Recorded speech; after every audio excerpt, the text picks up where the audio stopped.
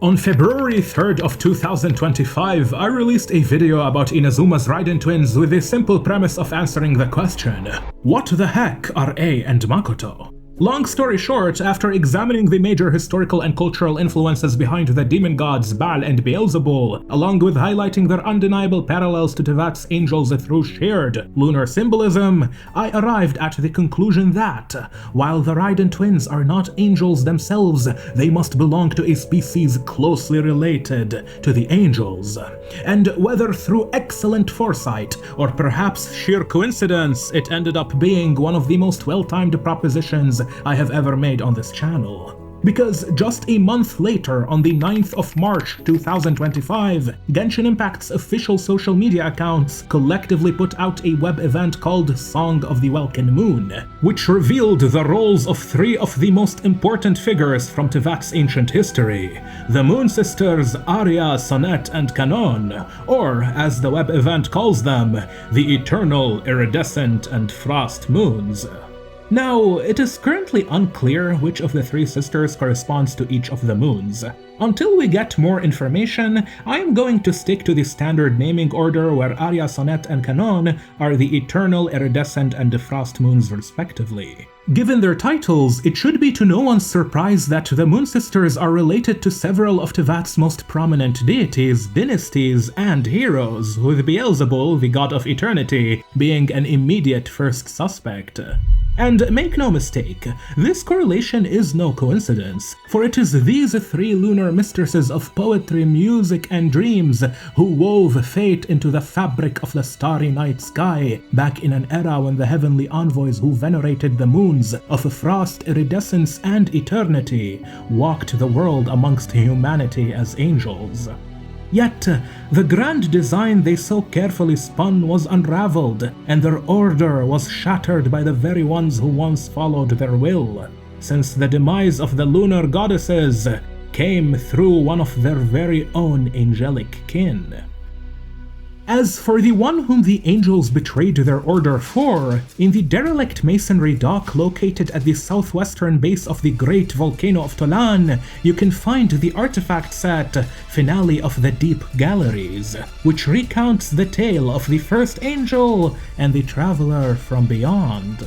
And to understand why the first angel abandoned her celestial master in favor of an outlander, what the story of this outlander is and where he comes from, how his union with the Dawn Maiden led to the fall of the first civilization, along with how the Master of Heaven punished the angels, we must first understand the roles which the Moon Sisters played in all of this, and what happened to them after their fall.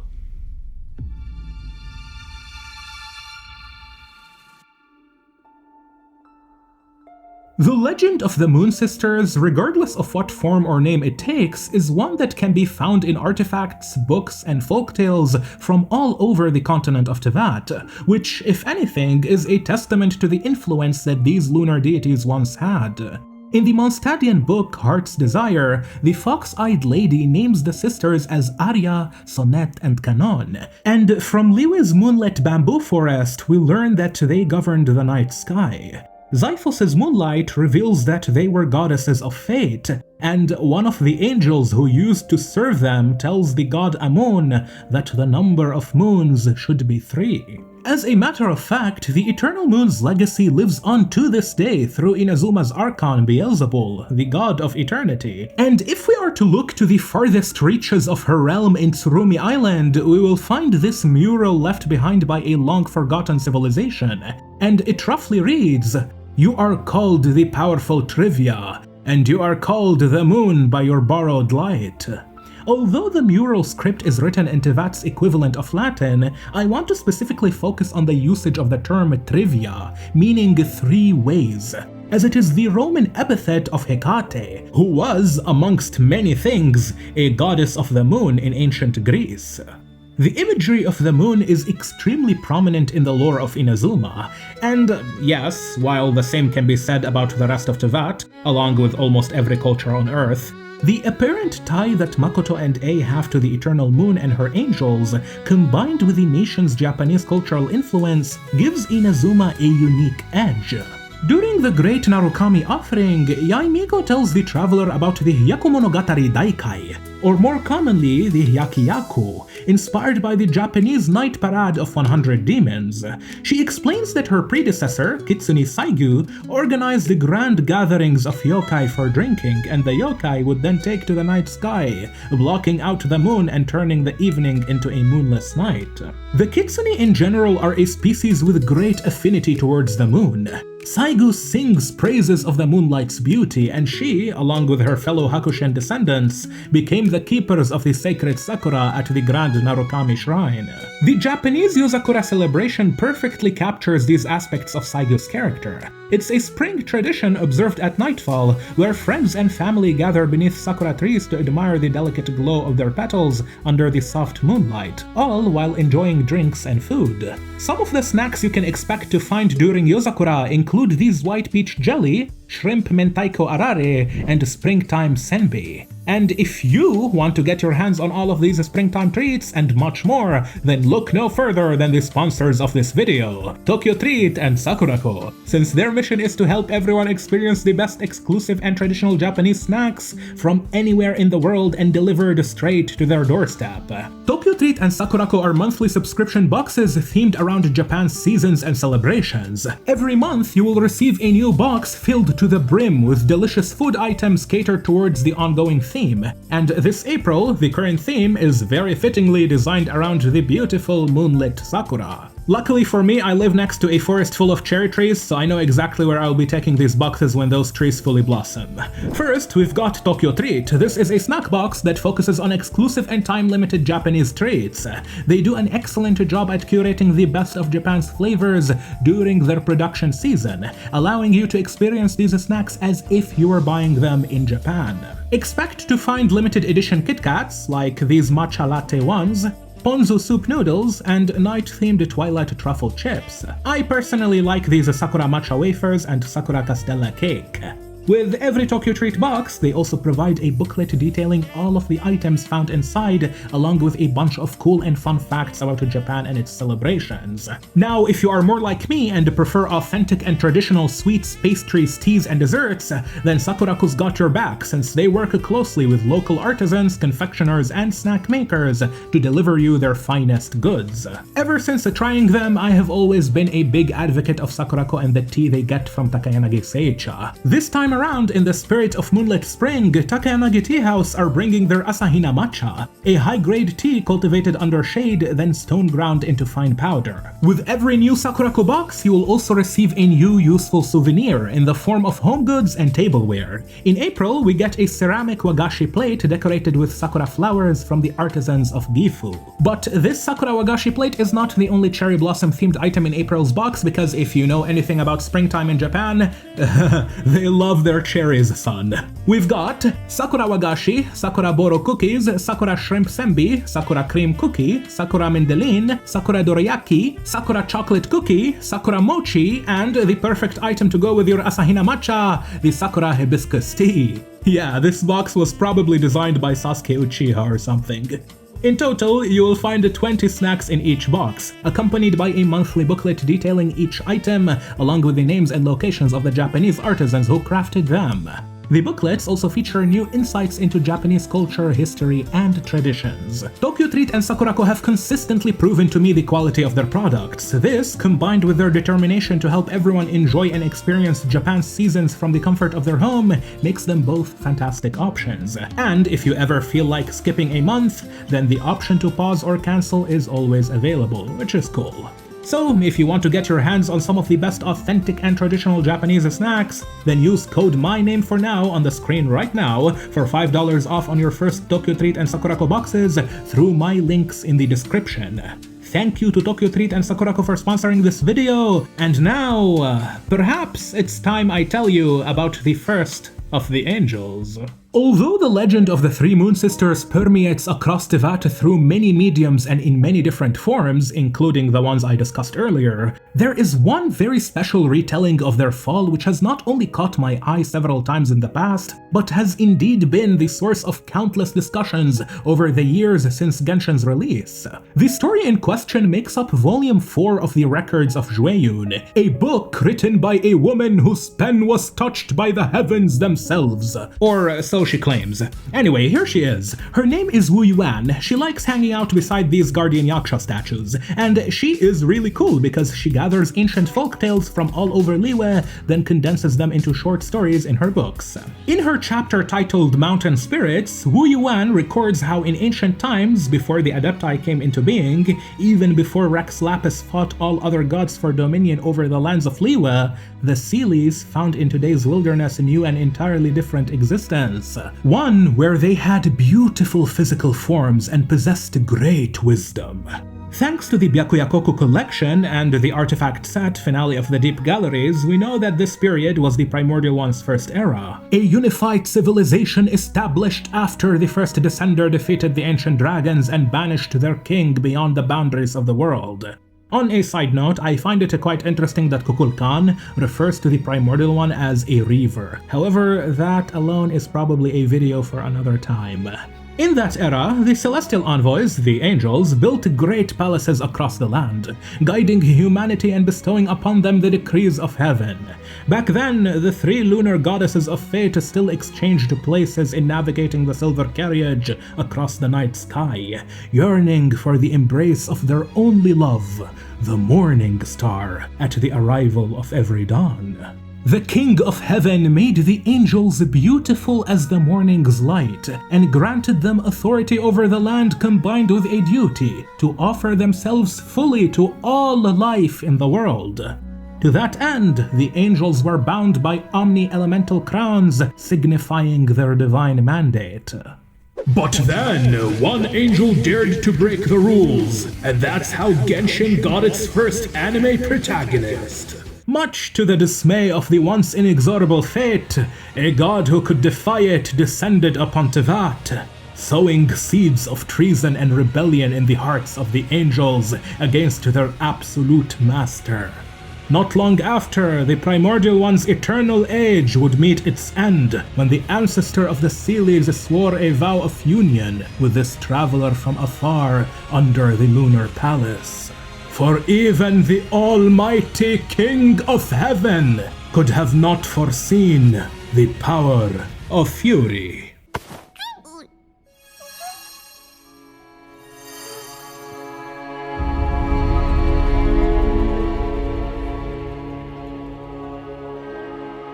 Just to give you guys some quick context, the story I am about to recount to you is told from the perspective of Surtaloji the Foul and his little student, Skirk. Now, it's unclear whether these events took place before or after Skirk came across the young Ajax, but I think it happened shortly before.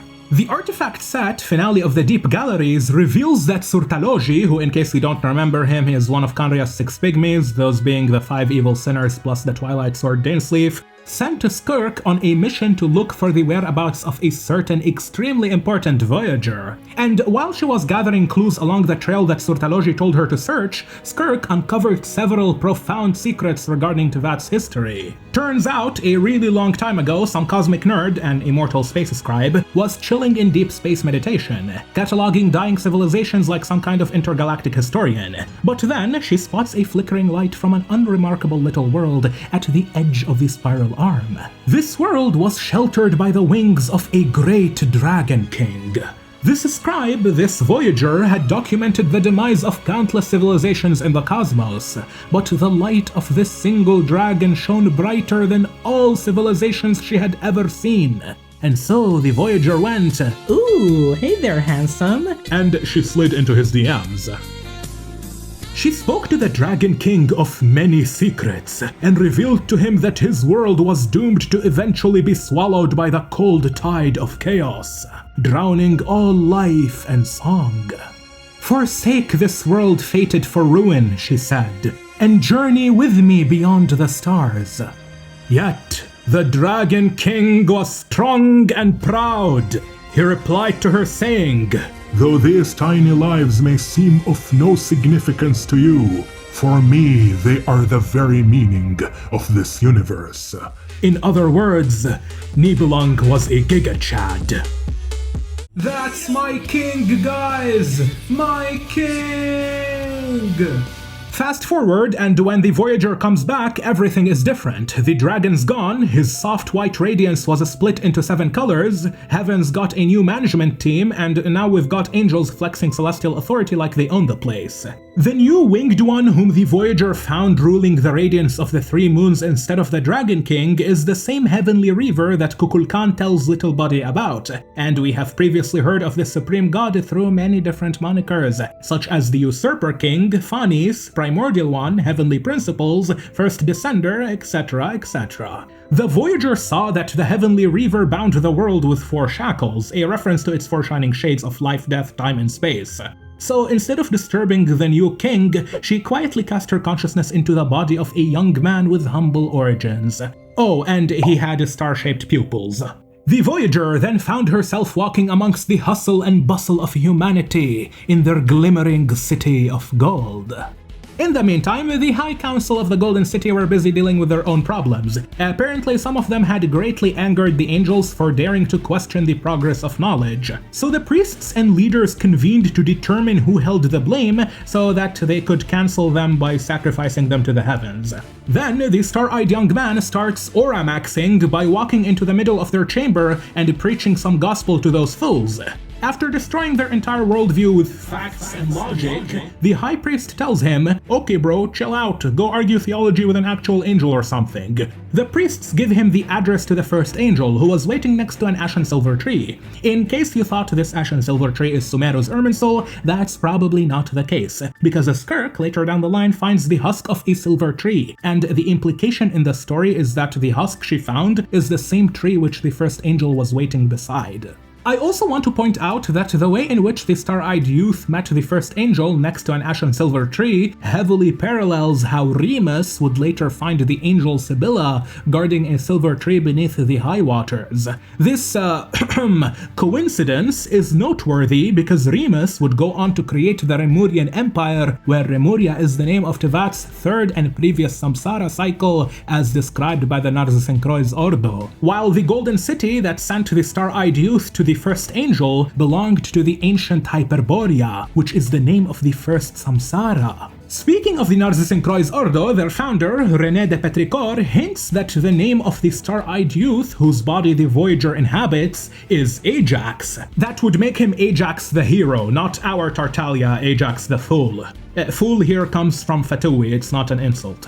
His lover, the first angel, is also called the Dawn Daughter, where the dawn is indicative of the Primordial One, who is a winged god, just like angels, and may be named Phanis, which in Greek effectively means bringer of light or shining one. In other words, the dawn bringer, the morning star, the dawn star. Then there is the fact that the Primordial One's abode is called the Dawn Star's Royal Court in the description of the Deep Gallery's Lost Crown, reinforcing the likelihood of Phanis being the first angel's father or progenitor, since Phanis is also Protogonos. When Ajax finds the first angel, he immediately cuts to the chase and inquires about the most forbidden origins of Tevat, which completely bamboozles her since a mortal shouldn't have access to such taboo knowledge. He then shared with her his ambitions, his vision for a future of freedom without divine shackles. Yet the Dawn Maiden faltered. Is it even possible to defy the almighty heavenly ruler? And that's when the young man employs his trump card, Secret Arts Yuri Riz technique, cracking the first angel's elemental crown and making her go, "Ooh, hey there, handsome," as she bent down to kiss Ajax's forehead, shattering her crown in the process while all Tevat went in unison. "It should have been me, not him! Me!" It is is important to recognize that Tevat's angels, including the Dawn Maiden, loved humanity not because they wanted to, but because they had to. For to the angels, love is not a conscious choice. It is the order imposed upon them by the divine will. Ualtikuten was willing to give up herself at any moment for the sake of humanity, and even after being granted eternal life by Thrain, she still maintained that protecting humanity is the very purpose of her existence. While the angel Sibylla, even after her body and mind were eroded, still desired nothing more than to grant love and happiness to all of humanity, a desire that got twisted into madness and obsession.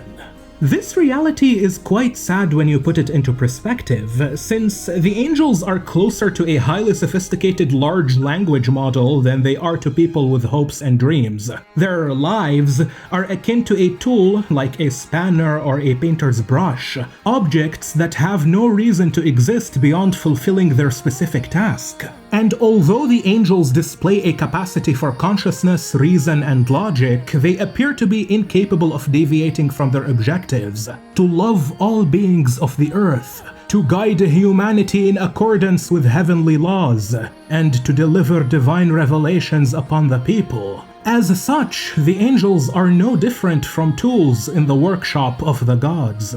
I find this to be considerably reminiscent of the little helpers we see in Xicotl's ancient sacred mountain, but I will save whatever I have to say about them for another video, since this entire place in general has some insane lore in it, and I want to discuss it properly. The Star-Eyed Youth likely spoke with a similar line of reasoning, offering the Dawn Maiden an opportunity to reflect on the reality of her kin.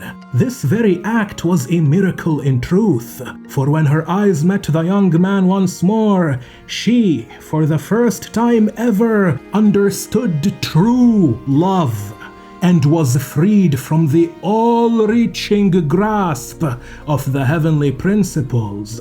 In that moment, the three sovereigns of the night sky gazed upon the first angel's blasphemy as she embraced her husband and spoke to him of her own dreams, of her own ambitions.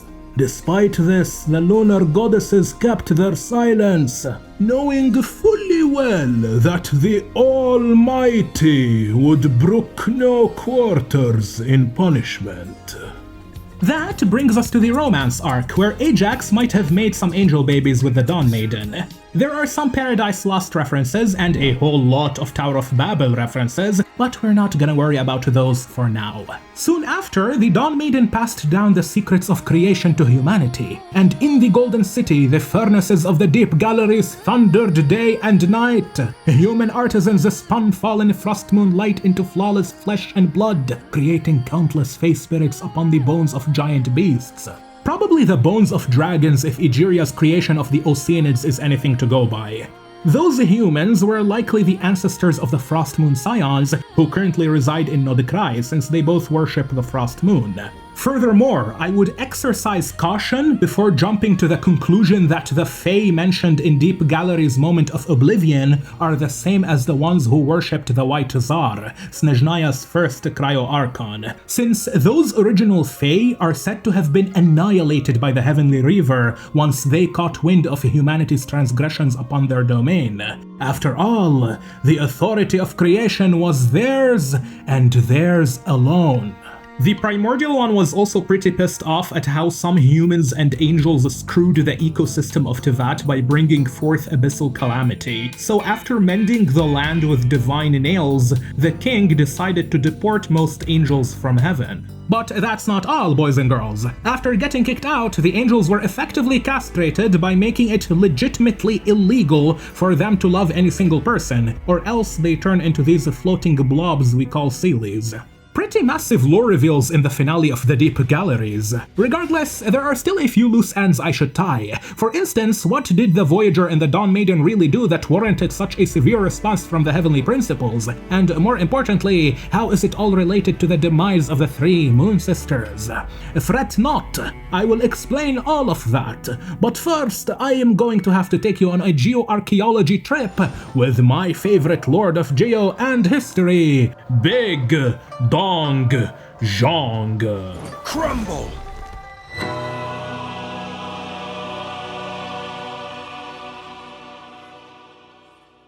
Anyone familiar with my channel knows that Morax is my favorite character in Genshin, mainly because of how incredible his lore and story are. He is a character who hides so much about Tevat's ancient history behind his contracts. But one conversation in particular that has always fascinated me is a very brief exchange between him and Klee's mother, Alice.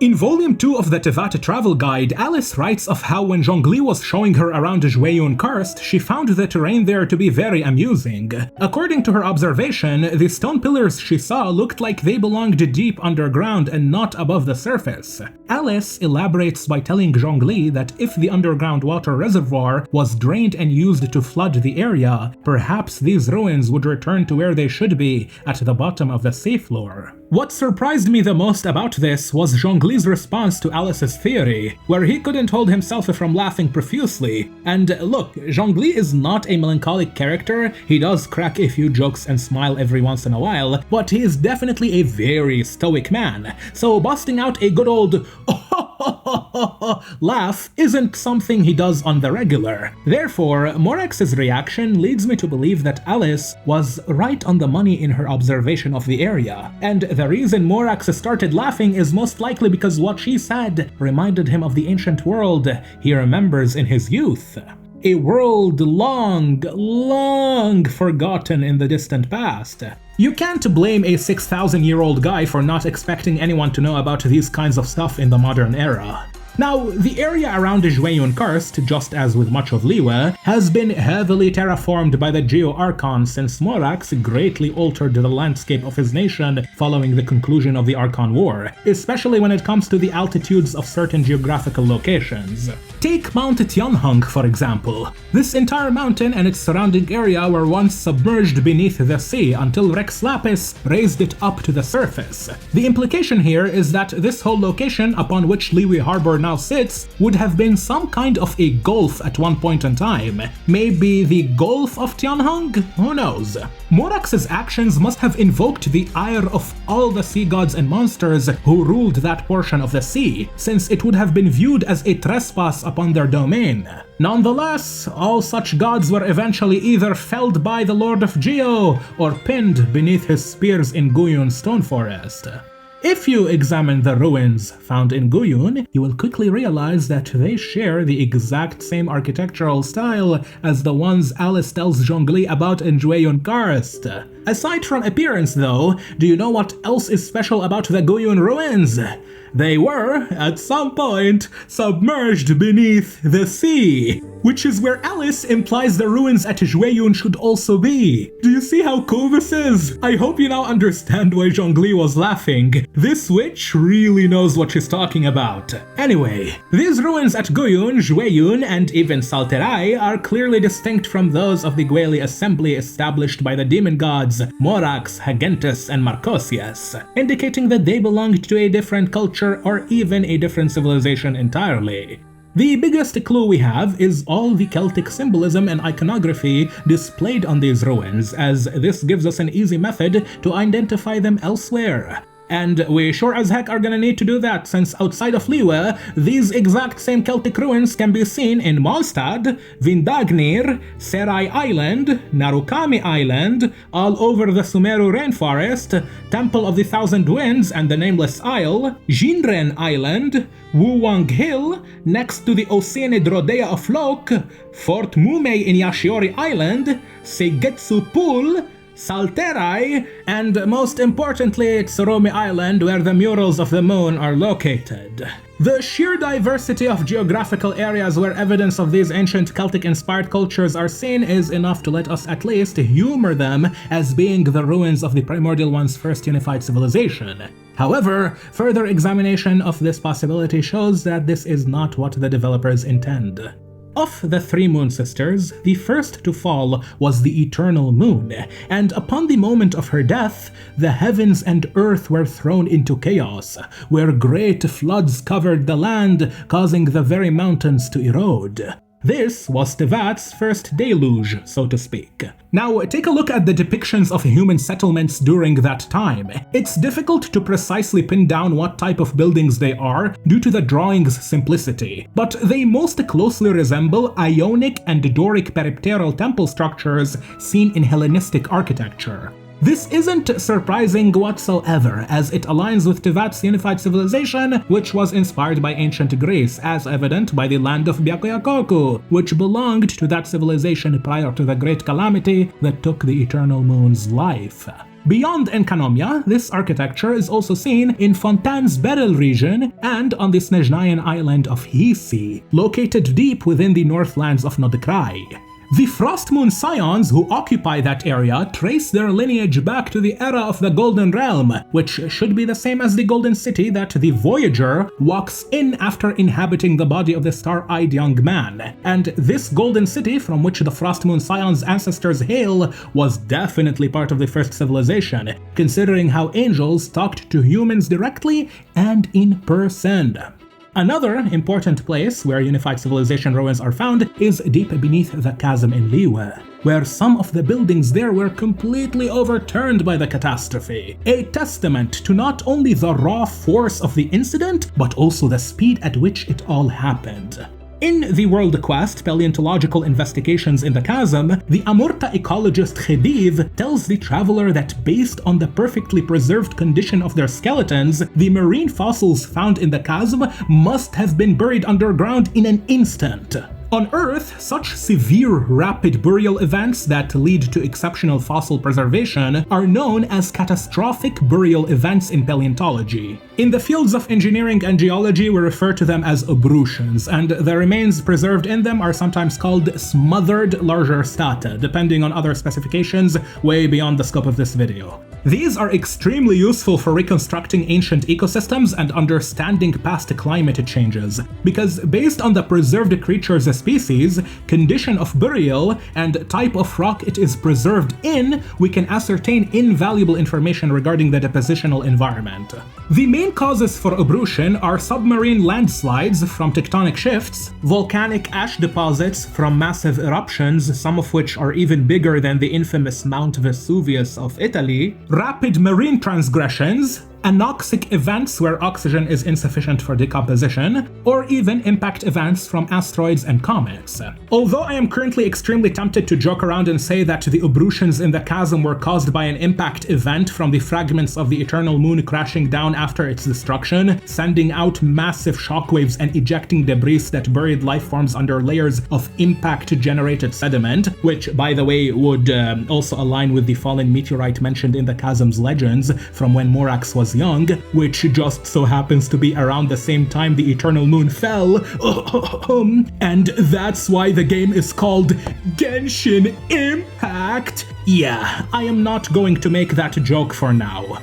Instead, I will go with the much less funny, but probably more accurate explanation.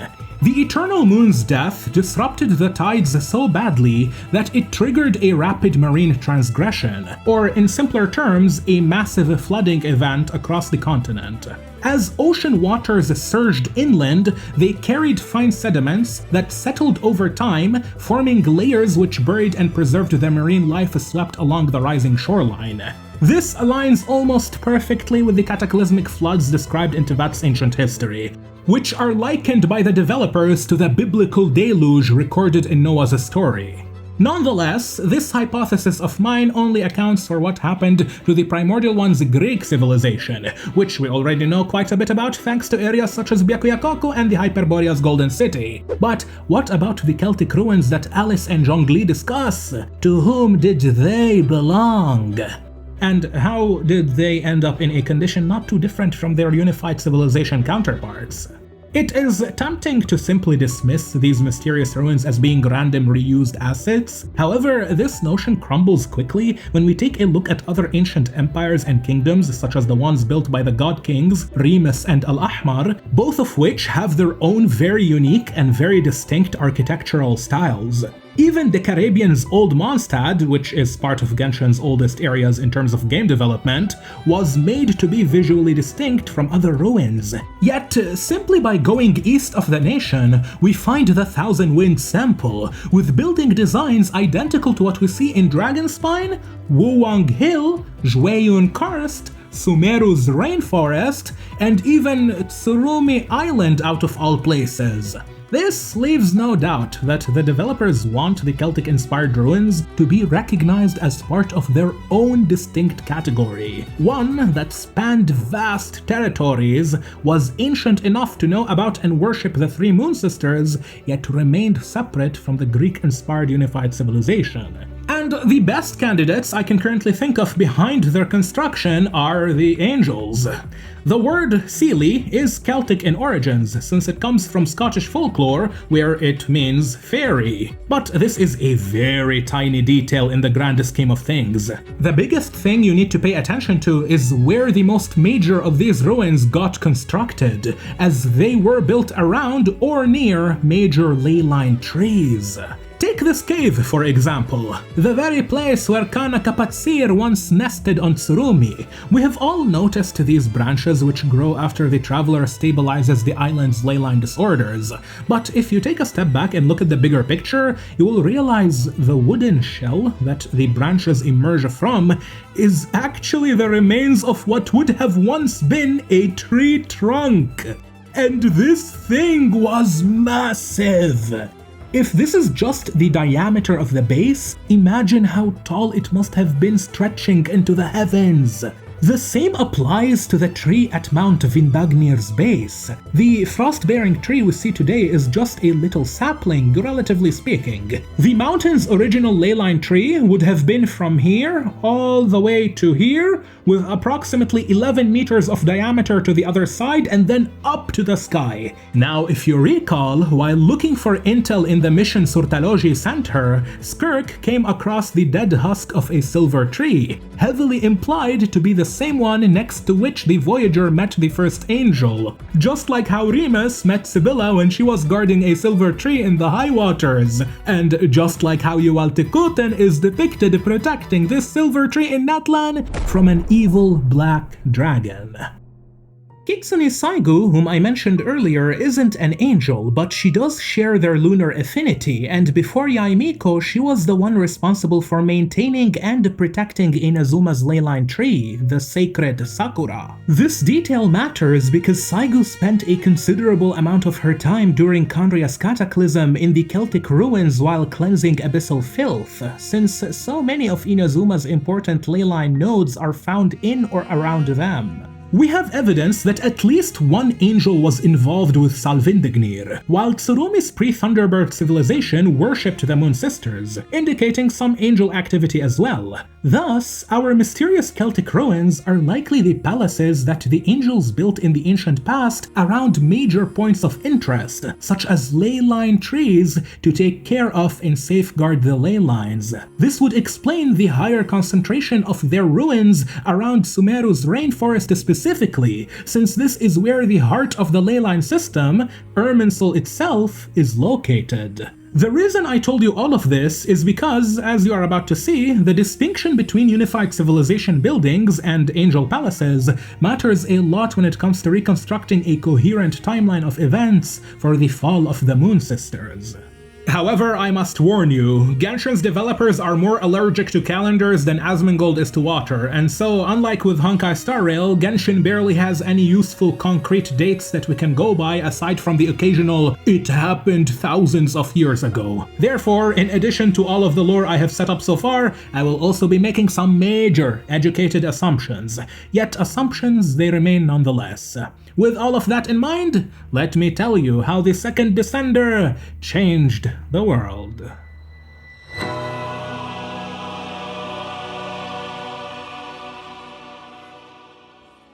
Once the Heavenly Reaver controlled Tevat, it is said that their throne came to rule the radiance of the Three Moons, meaning that the Three Sisters once belonged to the Dragon King Nibelung, to their true love, whose will shone brighter than any world the Voyager had ever seen. And this, boys and girls, is where the story gets quite spicy.